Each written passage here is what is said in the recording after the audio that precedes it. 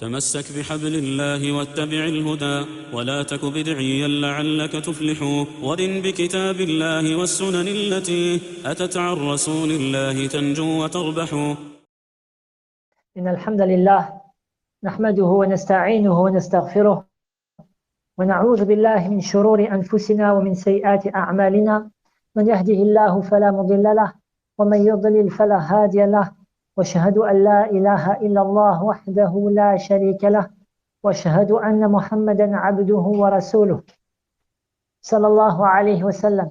يا أيها الذين آمنوا اتقوا الله حق تقاته ولا تموتن إلا وأنتم مسلمون.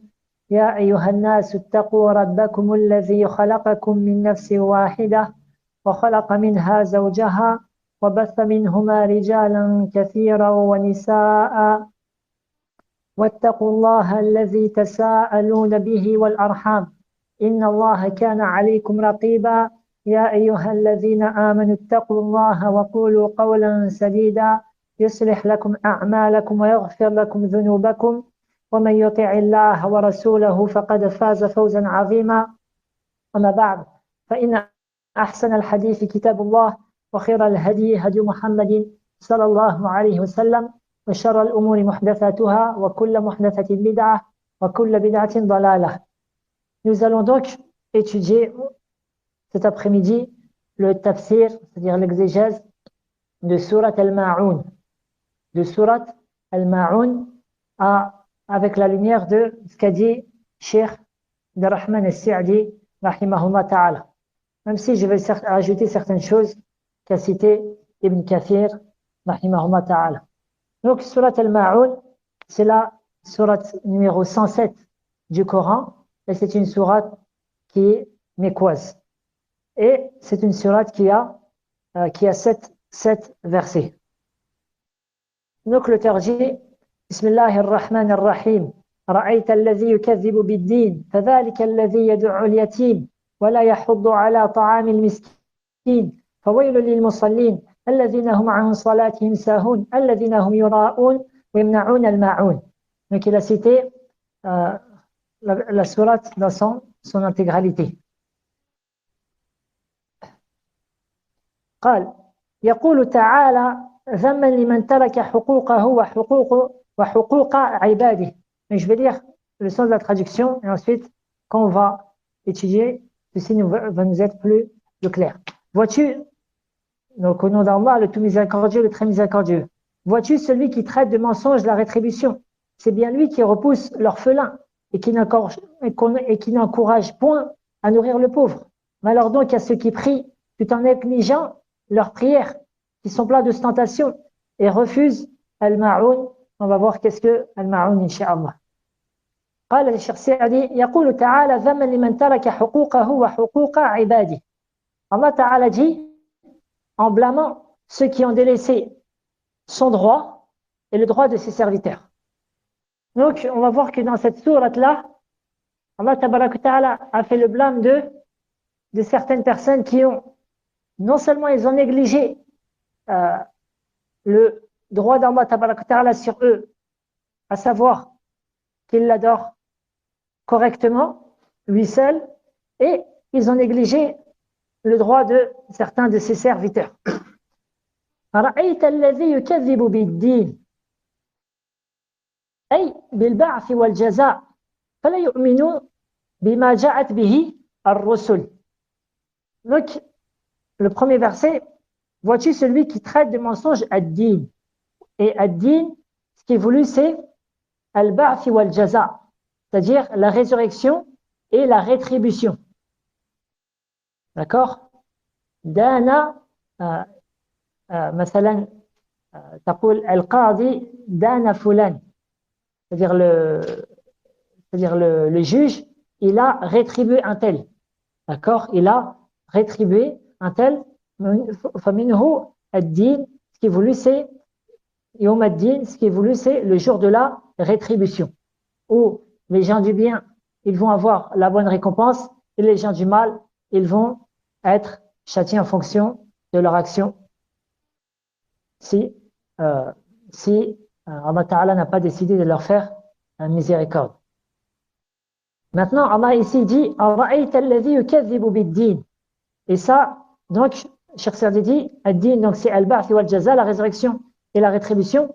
فَلَا يُؤْمِنُ بِمَا جَاءَتْ بِهِ الرُّسُلُ. Eux, carrément, ils ne croient pas en ce dont est venu les messagers. Car les prophètes et les messagers du premier au dernier, ils sont venus avec une seule et même croyance. Ils ne divergeaient pas dans leur iman, d'accord, dans leur aqidah. Et le fait de rendre,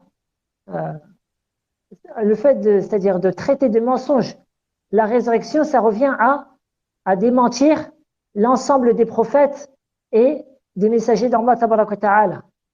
Et c'est donc une mécréance majeure qu'Allah nous en préserve. Ensuite, Allah Ta'ala dit فَذَلِكَ الَّذِي يَدُعُ الْيَتِيمِ أي يدفعه بعنف وشدة. C'est bien lui qui repousse l'orphelin, يدفعه, il le repousse avec بعنف, avec violence, وشدة et répulsion. ولا يرحمه لقساوة قلبه. Il ne sera pas miséricordieux envers l'orphelin, car son cœur est dur. وَلِأَنَّهُ لَا يَرْجُو ثَوَابًا وَلَا يَخْشَى عِقَابًا. Et car il n'espère pas de récompense, il n'a pas peur d'être châtié. Donc lui, cette personne-là, celui qui ne fait pas miséricorde envers les orphelins, ceci montre que son cœur est dur. Son cœur, il n'y a pas de miséricorde dans son cœur. Et lui, celui qui démentit le jour de la résurrection, eh ben, il ne croit pas à la rétribution, et donc ni il espère la miséricorde et le paradis d'Allah, ni il espère, ni la peur du châtiment d'Allah et de l'enfer.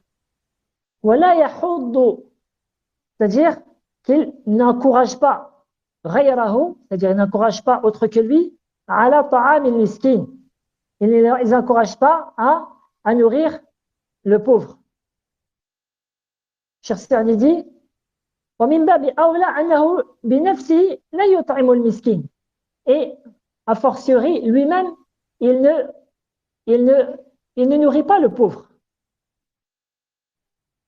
C'est-à-dire que si il n'encourage pas à faire cela, eh bien, a fortiori lui-même, il ne le fait pas.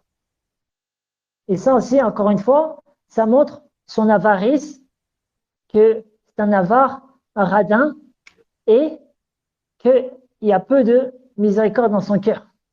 Le fait que tous les jours, tu sois rassasié 3 fois par jour, et que tu ne penses jamais à ceux qui sont autour de toi, aux pauvres, aux démunis, à ceux qui sont dans le besoin, ceci montre que l'égoïsme de la personne, ceci montre l'égoïsme de sa personne. Ça, parmi les choses qui sont étonnantes, c'est que tous les ans, on voit des gens venir à Zakat al-Fitr, au moment de la Zakat al-Fitr. La Zakat al-Fitr, on donne la nuit, c'est-à-dire du jour de l'Aïd al-Fitr, ou 1 ou 2 jours avant. Et le mieux, c'est en bon matin, avant la prière de l'Aïd. Bref, et donc c'est une zakat qu'on donne en nourriture, comme le prophète sallallahu alayhi wa sallam nous l'a appris. Mais chaque année, tu vois, des gens ils te disent oui, mais ici il n'y a pas de pauvres. Il n'y a pas de pauvres ici. Comment, mon frère? Tu vis dans une ville, il y a des milliers d'habitants, tu me dis il n'y a pas de pauvres. Ceci montre que tu as été insouciant durant toute l'année de la situation des gens qui sont autour de toi. Une fois, j'étais dans une contrée dont ce n'était pas, c'est-à-dire ma ville natale. Et certains me disaient, oui, il n'y a pas de pauvres, il n'y a pas de pauvres. En parlant avec quelqu'un, il m'a dit, regarde, même pas à 300 mètres, il y a un centre de réfugiés, il y a plein d'Afghans, il y a plein c'est-à-dire, moi, je ne vais pas dire de nationalité, mais c'est plein de pauvres dans cet endroit-là. Donc la personne, elle doit s'enquérir d'autrui, de ses frères en islam. Et ça, c'était le bon comportement du prophète, sallallahu alayhi wa sallam. Et ne pas vivre, tu regardes que le bout de tes baskets et tu regardes pas ce qui se passe autour de toi. فَوَيْلٌ لِلْمُصَلِّينَ. Ensuite, Allah Ta'ala dit, et on voit donc dans ces deux versets-là, c'est-à-dire فَذَلِكَ الَّذِي يَدُعُ الْيَتِيمَ وَلَا يَحُضُّ عَلَى طَعَامِ الْمِسْكِينِ. Dans ces deux versets-là, cet individu-là, il a été négligent envers les droits des serviteurs d'Allah Tabaraka wa Ta'ala. Ensuite, Allah Ta'ala va citer maintenant son droit à lui. فَوَيْلٌ لِلْمُصَلِّينَ. Malheur donc à ceux qui prient. أي الملتزمون بإقامة الصلاة. Ceux qui, dont il est obligatoire qu'ils accomplissent la prière. Et donc, ensuite il dit وَلَكِنَّهُمْ عَنْ صَلَاتِهِمْ سَاهُونَ. Cependant, pourquoi ils ont le malheur?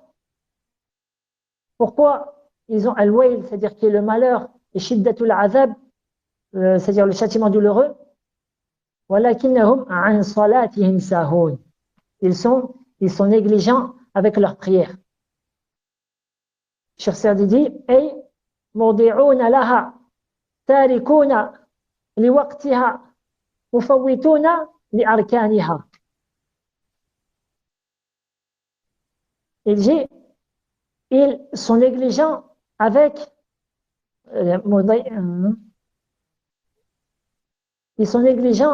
leur prière car ils ne la font pas en son temps et ils ne respectent pas ces piliers, c'est-à-dire les piliers de la prière. On va voir plus en détail ce qu'a cité l'imam Ibn Kathir rahimahullah ta'ala. فَوَيْلٌ لِلْمُصَلِّينَ. Donc je résume la parole d'Ibn Kathir. الَّذِينَ هُمْ مِنْ أَهْلِ الصَّلَاةِ. Donc ce sont ceux qui prient ou ceux dont il est obligatoire qu'ils prient. Et sachez qu'il est obligatoire pour tout homme musulman de prier.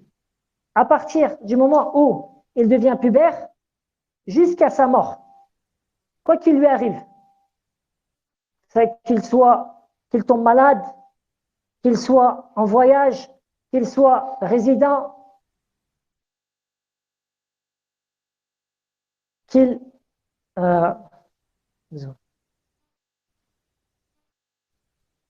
soit résident, qu'il soit emprisonné. Les savants disent même s'il est crucifié, c'est-à-dire les gens ils l'ont attaché, eh bien il doit continuer la prière, si ce n'est il y a une seule chose il y a une seule chose pour l'homme qui fait tomber l'obligation pour lui de prier. C'est quoi? Non, perdre la raison. Quelqu'un qui a perdu sa raison, il a perdu sa tête, il est devenu fou, lui, il n'est plus obligatoire de prier. Et pour la femme, rajoute à cela deux choses, à savoir al-hayd wa nifas, les menstrues et le lochi. Donc, ensuite, l'imam Ibn Kathir dit ثُمَّ هُمْ عَنْهَا سَاهُونَ.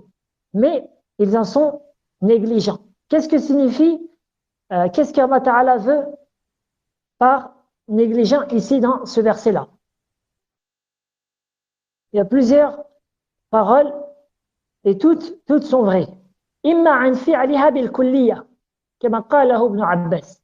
Ceux qui sont négligents de sorte qu'ils la délaissent complètement. Et ça, c'est un des pires cas qu'Allah nous en préserve. Et ça, c'est l'explication d'Ibn Abbas. إما عن فعلها في الوقت المقدر لها شرعا فيخرجوها عن وقتها بالكلية كما قاله مسروق وأبو ضحى. Ou ils sont négligents dans l'accomplissement de la prière en son temps, c'est-à-dire son temps qu'Allah Ta'ala il a légiféré. Et chaque prière, elle a un temps réglementaire. Inna salata kanat ala al-mu'minina kitaban mawquta.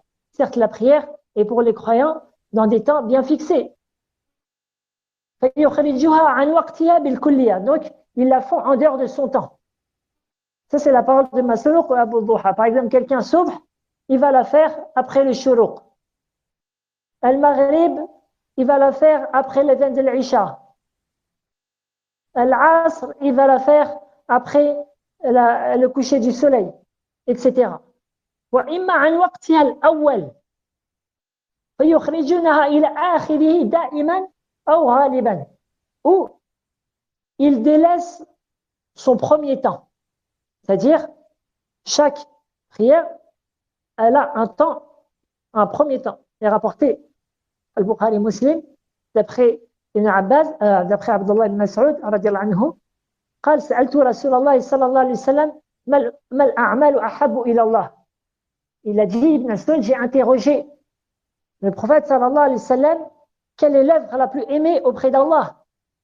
قال الصلاة على وقتها, la prière en son temps. Il y a une autre version, mais qui n'est pas dans le Bukhari Muslim, الصلاة في أول وقتها, la prière au début de son temps. La prière au début de son temps. Donc eux, ils vont sortir la prière du début de son temps. Soit ils le font ça tout le temps, ou soit ils font ça dans la majorité de leur, c'est-à-dire ils font cela très très souvent. Comme quelqu'un, par exemple, si la prière de Subh elle est à 5 heures, lui, et le shuruq il est à, disons, 6h30. Mais tous les jours, il va faire la prière à 6h20. Donc lui, comme Ibn Kathir va le dire, lui, il a un nasib de ce verset-là. Lui, il rentre dans une part de ce verset-là. وإما عن الخشوع فيها وتدبر لمعانيها, ou ils sont négligents dans l'humilité durant la prière. Durant la prière. Et ils ne méditent pas ce qu'ils disent. C'est-à-dire que leur cœur, il est très, très, très, très loin d'Allah Tabaraka Ta'ala, même quand ils prient. Ils n'ont pas l'humilité, ils n'ont pas la concentration. Allah Ta'ala dit قَدْ أَفْلَحَ الْمُؤْمِنُونَ الَّذِينَ هُمْ فِي صَلَاتِهِمْ خَاشِعُونَ. On réussit les croyants. Et ensuite, Allah Ta'ala, la première des qualités qu'il a nommées, ceux qui sont pleins d'humilité durant leur prière. Ibn Kathir dit فَاللَّفْظُ يَشْمَلُ هَذَا كُلَّهُ. Donc ce verset-là, il englobe tout ce qui a été cité. وَلَكِنْ مَنِ اتَّصَفَ بِشَيْءٍ مِنْ ذَلِكَ قِسْطٌ مِنْ هَذِهِ الْآيَةِ. Et celui qui a, c'est-à-dire qui a pour défaut une quelconque chose qu'il a cité, eh bien, il a une part de ce verset-là, et donc il reste sous la menace de sallallahu alayhi wa sallam. وَمَنِ اتَّصَفَ بِجَمِيعِ ذَلِكَ. Et celui qui rentre dans tous ces cas-là, tamma nasibuhu minha, eh bien, il rentre entièrement dans ce verset-là. Wa kamula lahu an-nifaq al-amali. Et ainsi, il est complètement dans ce qu'on appelle an-nifaq al-amali, c'est-à-dire l'hypocrisie dans les actions. L'hypocrisie dans les actions. Car le nifaq, il est de deux sortes, nifaqun aqadi et nifaqun amali. Nifaqun aqadi, c'est-à-dire l'hypocrisie dans la croyance, c'est ceux qui disent qu'ils sont musulmans, disent qu'ils croient en Allah seul, ils croient au messager d'Allah sallallahu alayhi wa sallam, mais au final, dans leur cœur, ils n'y croient pas. Donc ça, c'est un nifaq al-aqadi, l'hypocrisie dans la croyance. Et nifaq al-amali entre dedans beaucoup de choses, parmi elles, c'est ce qu'on vient citer. Et entre dans ce verset-là, min bab aula, les munafiqin, c'est-à-dire les vrais hypocrites. Allah Tabaraka wa Ta'ala dit sur eux, innal munafiqina yukhadi'una Allah wa huwa khadi'uhum.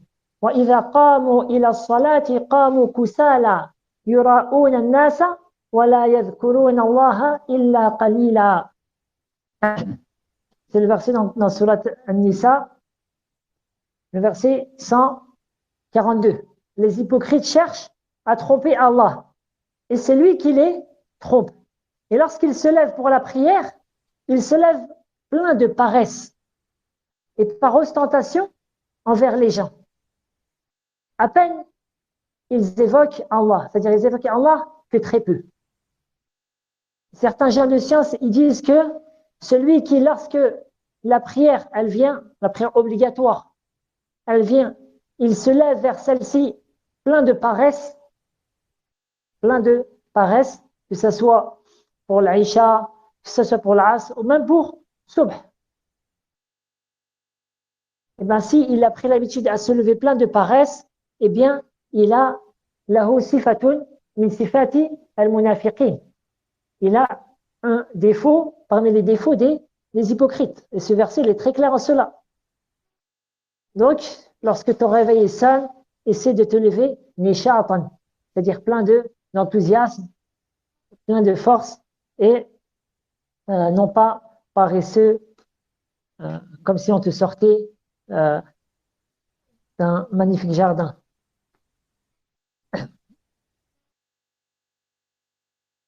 Cheikh Saadi dit ensuite, je reviens donc à la parole de Cheikh Saadi, وَهَذَا لِعَدَمِ اهْتِمَامِهِمْ بِأَمْرِ اللَّهِ. Ceci, car ils n'ont pas pris en haute considération l'ordre d'Allah. حَيْثُ ضَيَّعُوا الصَّلَاةِ, de sorte qu'ils ont négligé la prière. التي هي أهم الطاعات وأفضل القربات, celle qui est la plus grande obéissance et la meilleure des choses qui te rapprochent d'Allah. C'est-à-dire c'est la meilleure obéissance parmi les actes du corps. والسهو عن الصلاة هو الذي يستحق صاحبه الذم واللوم. Donc, Cheikh Saadi va dire une chose qui est importante à comprendre, c'est que as-sahwu ani salah, le fait d'être négligent avec la prière, c'est ceci dont l'auteur il est blâmable. Il est blâmable et c'est ce qui est voulu dans le verset. Amma as-sahwu fi salah, tandis que as-sahwu dans la prière, le fait d'oublier dans ta prière, c'est-à-dire des fois il t'arrive, tu sais plus est-ce que tu es à la 3e raka'a ou à la 4e. D'accord? Il arrive aussi que des fois, c'est-à-dire ta pensée elle part un petit peu. Et bon, فهذا يقع من كل أحد. Ceci peut arriver à tout le monde.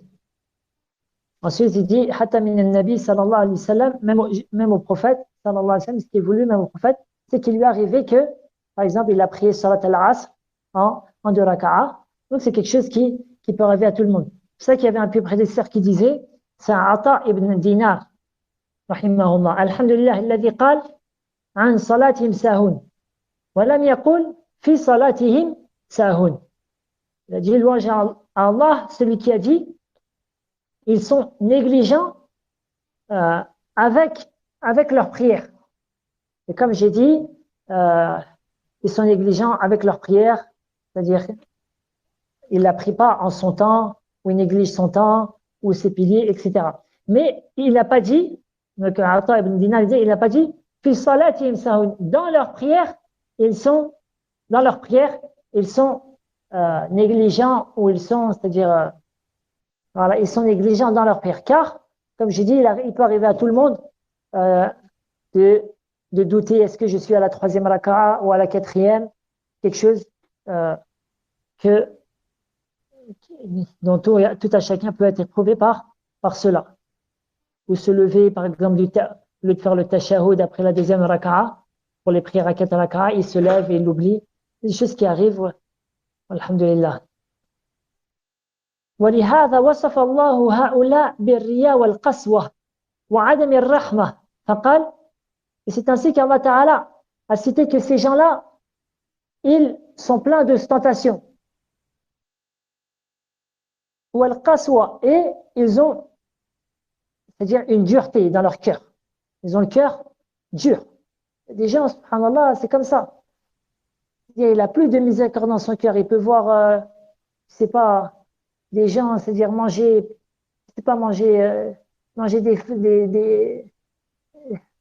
subhanallah, manger des, je sais pas, tout et n'importe quoi. Mais lui, ça lui fait ni chaud, ni froid. J'ai vu des gens, c'est tellement pauvre, ils coupaient des feuilles. Ils prenaient des feuilles et ils les donnaient à leurs enfants, subhanallah. Mais lui, quelqu'un qui a le cœur dur, ceci ne lui fait ni chaud, ni froid. وعدم الرحمة, et qui n'ont pas de miséricorde. فقال الذين هم يراءون, ceux qui sont pleins de tentations. Qui sont pleins de tentations. أي يعملون الأعمال لأجل رياء الناس. Que même lorsqu'ils vont faire des bonnes actions, ces gens-là, eh bien, ce n'est pas pour le visage d'Allah tabaraka wa ta'ala. Or, toute bonne action, elle est acceptée auprès d'Allah, du musulman, que sous deux conditions. La première, c'est que elle soit effectuée sincèrement pour Allah tabaraka wa ta'ala seul. C'est la première des conditions. Or, eux, ils font cela par ostentation. Et a rapporté l'imam Muslim, d'après Abi Huraira, que le prophète sallallahu alayhi wa sallam dit قال الله عز وجل أن أغنى الشركاء عن الشرك من عمل عملا أشرك فيه فيه معي غيري تركته وشركه. Le prophète sallallahu alayhi wa sallam dit que Allah Ta'ala dit, c'est un hadith qudsi, je suis celui qui s'exempte le plus d'associer. Celui qui fait une œuvre à travers laquelle il m'a associé avec un autre, je les délaisse lui et son associé. Il a rapporté l'imam Muslim d'après Jundub ibn Abdullah, et le hadith l'a rapporté aussi Abdullah ibn Abbas, radiyallahu anhuma, que le prophète sallallahu alayhi wa sallam a dit Man samma'a, samma'a Allahu bih, wa man yura'i, yura'i Allahu bih. Et Nawawi, il a expliqué cela, ce hadith-là. Man samma'a, samma'a Allahu bih. Nawawi dit Man samma'a ay adhara amalahu linnas riya'an. C'est-à-dire c'est celui qui parle de ses bonnes actions par ostentation envers les gens. Samma'a Allahu bih. Qu'est-ce que cela signifie? Faddahahu yawm al-qiyamah. Allah tabaraka wa ta'ala, en contrepartie, il va le dévoiler le jour de la résurrection. وَمَنْ يُرَائِي Nawawi dit من أظهر للناس العمل الصالح ليعظم عندهم. Lui, c'est lorsque il fait des actions pour être vu des gens, afin qu'il lui donne une haute place. يُرَائِ اللَّهُ بِهِ أظهر سريرته على رؤوس الخلائق. نسأل الله العافية. Allah Ta'ala, au-dessus de tous les hommes, Allah Ta'ala va montrer ce qu'il avait dans son cœur à cette personne-là. Donc la première des conditions, c'est d'être sincère envers Allah Ta'ala. Et la deuxième condition pour l'acceptation des œuvres, c'est que ta bonne action soit en conformité avec la sunna du prophète sallallahu alayhi wa sallam. Tu pries comme le prophète sallallahu alayhi wa sallam a prié, fais le hajj comme le prophète sallallahu alayhi wa sallam a fait le hajj, tu adores Allah comme le prophète sallallahu alayhi wa sallam nous l'a enseigné. Ensuite, Allah Ta'ala dit وَيَمْنَعُونَ الْمَاعُونَ. Donc, Cheikh Saadi dit أي يمنعون إعطاء الشيء الذي لا يضر إعطاؤه على وجه العارية أو الهبة. C'est-à-dire, bon, en français, ils refusent donc al-ma'oun. Cheikh Saadi dit, c'est-à-dire qu'ils refusent de donner une chose dont celui qui a donné cette chose-là, elle ne sera en rien perdante. Lorsqu'elle donne cette chose-là, que ça soit que ce soit lorsqu'elle prête cette chose-là ou lorsqu'elle la donne. Et Cheikh Saadi dit, ensuite on va revenir un peu plus dans les détails, كالإناء والدلو والفأس ونحو ذلك, tel que le seau, le pot, الفأس, c'est-à-dire la lâche, et etc. C'est-à-dire le fait que lorsque c'est les choses qui, lorsque tu les prêtes, elles vont te revenir telles quelles. Quelqu'un, tu lui prêtes une hache, tu lui prêtes une scie, tu lui prêtes un marteau, tu lui prêtes une échelle, elle va revenir telle quelle, tu n'as rien perdu. Et même ceux-là, ils l'interdisent, de par leur avidité, leur avaricité et que ce sont des radins. Et ce sont des choses que al-'ada, c'est-à-dire la coutume, c'est-à-dire l'habitude des gens, c'est que ça, tu vas le prêter sans faire attention à ton voisin, etc., ceux que tu connais. Et donc, les gens, ils se pardonnent sur cela, c'est-à-dire ils ont aucun mal à prêter cela.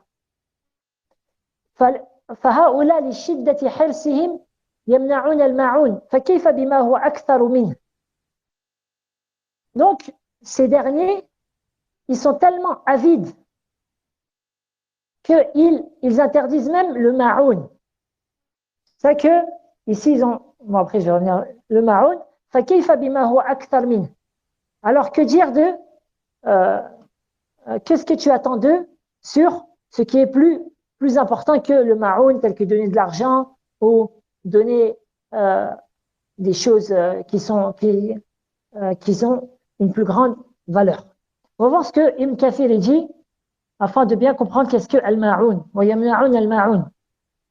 Il y a deux paroles des plus prédécesseurs, on va voir qu'elle revient à un même sens, incha'Allah. La parole d'Ibn Mas'ud, radiyallahu anhu, huwa ma yata'atahu an-nas baynahum min al-fa'si wal-qidri wal-dalwi wa ashbahi dhalik. Abdullah ibn Mas'ud, radiyallahu anhu, dit, c'est ce que les gens se prêtent mutuellement, tels que la hache, la casserole, le seau et ce qui ressemble à cela. Et il dit aussi Abdullah ibn Mas'ud, kunna ashab Rasulillah sallallahu alayhi wa sallam natahaddathu anna al-ma'un ad-dalwu wal-fa'su wal-qidru la yustaghna anhun. Donc il dit que nous, les compagnons du messager d'Allah, sallallahu alayhi wa sallam, on disait que le ma'oun, c'est le seau, la hache, la casserole, des choses que personne ne peut se priver de cela. C'est-à-dire tu as besoin de cela pour y vivre. Et il se peut qu'un jour, je ne sais pas, tu as des invités d'un coup et tu n'as pas assez de casserole, ou tu dois couper du bois, et c'est-à-dire ta hache, elle s'est cassée. Donc, tu as besoin de cela dans ta vie, et c'est des choses donc qu'on se prête mutuellement. Et ce sont les choses qui, comme j'ai dit tout à l'heure, elles vont revenir comme tu les as prêtées. Tu vas rien perdre en cela. Donc ça, c'est la première parole. Et la deuxième, ce qu'a rapporté, c'est-à-dire l'explication de certains, tels que Ali ibn Abi Talib, Ibn Omar, radiallahu anhuma, et d'autres, c'est qu'al-ma'oun, c'est la zakat. C'est la zakat, c'est-à-dire l'aumône légale. Et donc, eux, ces gens-là, ils interdisent al-ma'oun, c'est-à-dire ils font mal leur prière, qui est le deuxième pilier de l'islam, et ils interdisent la zakat, qui est le troisième pilier de l'islam. Et l'imam Ikrimah, qui est un tabi'i, il a regroupé les deux paroles en disant Ra'sul ma'un zakatul mal wa adnahu al-mankhalu wad-dalwu wal-ibra. Il a dit Ra'su al-ma'un, c'est-à-dire la tête, le point culminant du ma'un, c'est quoi? C'est la zakat. Et ce qui est son plus petit, c'est le seau, l'aiguille, etc. Ibn Kathir il dit وهذا الذي قاله عكرمة حسن فإنه يشمل الأقوال كلها Et ce qu'a dit Ikrima est une belle parole car elle englobe toutes les paroles. Et il a dit au début de son tafsir, ces gens-là, la ahsanu ibadata rabbihim, wa la ahsanu ila khalqihi. Donc, ni ils ont correctement adoré Allah, leur Seigneur, ni ils ont été bons envers sa création. Bi'irati ma yusta'anu bihi. Quant au fait de prêter ce dont tout le monde a besoin,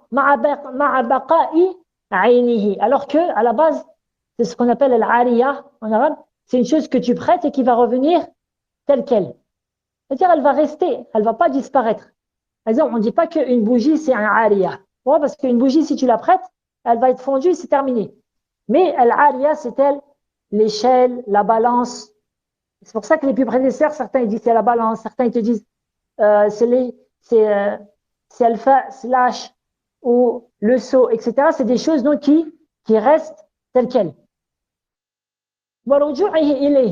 Et celle-ci, elle va rester et elle va revenir vers eux.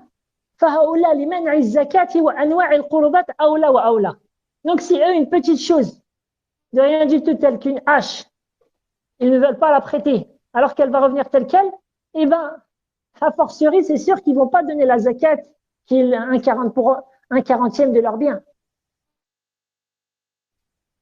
D'accord? Donc, voici le sens de al-ma'un. C'est pour ça qu'ici, ils ont traduit par l'ustensile. Ils ont traduit par l'ustensile pour dire que c'est al-ariya, c'est-à-dire que ce sont les choses qui reviennent telles quelles. Et enfin, Cheikh Saadi dit à la fin de son tafsir, donc il va nous tirer qu'est-ce qu'on doit en tirer, nous, les musulmans, de cette sourate-là. وفي هذه السورة الحث على إكرام اليتيم والمساكين. Il y a donc dans cette sourate-là le fait de s'atteler à être généreux envers les orphelins et les pauvres. والتحضيض على ذلك. Et donc le fait d'appeler les gens à cela. ومراعاة الصلاة. Et d'accomplir correctement la prière. والمحافظة عليها. Et de s'en y tenir, c'est-à-dire de la faire correctement. وعلى الإخلاص فيها وفي جميع الأعمال, et d'être sincère lorsqu'on prie et lorsqu'on fait toutes nos œuvres en cherchant cela, le visage d'Allah tabarak wa ta'ala. والحث على فعل المعروف, et l'appel au bien, à faire, c'est-à-dire les choses qui sont convenables, qui sont bonnes. Et ne pas hésiter à donner les choses qui sont légères. Telles que traiter le seau, le pot ou le livre. Car un livre aussi, à la base, il va revenir vers toi comme tu l'as prêté. Etc. parmi les choses qui sont dans l'ariya. Car Allah tabarak wa ta'ala, il a blâmé ceux qui ne font pas ça. Wallahu ta'ala a'lamu bis-sawab. Et Allah ta'ala est le plus savant de bis-sawab, c'est-à-dire de ce qui est véridique. Non, Allah tabarak wa ta'ala, et c'est comme ça que, sachez, mes frères, que c'est comme ça que tu bénéficies de ta lecture du Coran. Si tu veux bénéficier réellement de ta lecture du Coran, c'est comme ça. Lorsque tu lis le Coran, tu le lis pour examiner ta personne. Lorsqu'Allah Ta'ala, il appelle à faire une chose, il enjoint à faire une chose, il ordonne à faire une chose, tu te dis où je me trouve de cet ordre-là.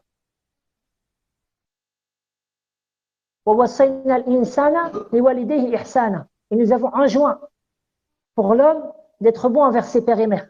Tu te dis, ah oui, est-ce que moi je suis tel quel? Est-ce que je suis bon envers mon père, envers ma mère? Et même s'ils sont morts, même s'ils sont décédés, est-ce que j'invoque Allah tabarak ta'ala pour qu'Allah leur pardonne? Est-ce que s'ils ont fait le hajj ou la umrah, ils n'ont pas fait le hajj et la umrah, est-ce que je vais la faire pour eux ou je vais essayer de la faire pour eux? Est-ce que s'ils ont laissé des dettes, est-ce que j'ai payé leurs dettes? Est-ce que s'ils avaient des amis, est-ce que j'enjoins leurs amis? Allah Ta'ala dit, ou aqimu salah, où j'en suis avec ma prière. Allah Ta'ala dit, wa la taqrabu zina, innahu kana fahishatan wa sa'a sabila. Et ne vous approchez pas de la fornication. C'est innahu fahishatan, c'est une turpitude. Et quel mauvais chemin. Allah Ta'ala dit, wa la taqrabu, ne vous approchez pas.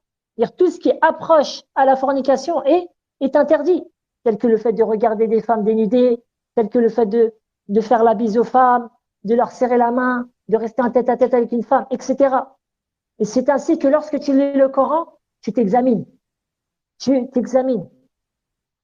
وَأَوْفُوا الْكَيْلَ إِذَا Allah Ta'ala dit وَأَوْفُوا الْكَيْلَ, c'est-à-dire إِذَا كِلْتُمْ, c'est-à-dire et peser d'une juste balance. Est-ce que moi j'ai fait cela? وَإِذَا قُلْتُمْ فَعْدِلُوا وَلَوْ كَانَ ذَا قُرْبَى, et lorsque vous dites soyez juste, même si c'est envers vos, c'est-à-dire vos proches parents. Pas parce que c'est ton frère que tu vas, c'est-à-dire tu le défendre dans le faux. Et c'est comme ça que tu examines ta propre personne quand tu lis le Coran. Et sachez, comme l'a dit Cheikh Saadi, que lorsqu'Allah Ta'ala il blâme une chose, ou il blâme un acte, c'est pour qu'on le délaisse. D'accord? Et qu'on essaye de faire son contraire. Son contraire dans le bien. D'accord? Allah Ta'ala a interdit la fornication, eh bien on va se marier. Allah Ta'ala a interdit le riba, eh bien nous lorsqu'on va faire des transactions, on va faire des transactions dans le halal. Et ainsi se termine l'explication. Wallahu a'la wa a'lam. Sallallahu alayhi wa sallam ala nabina Muhammadin wa ala alihi wa sahbihi ajma'in.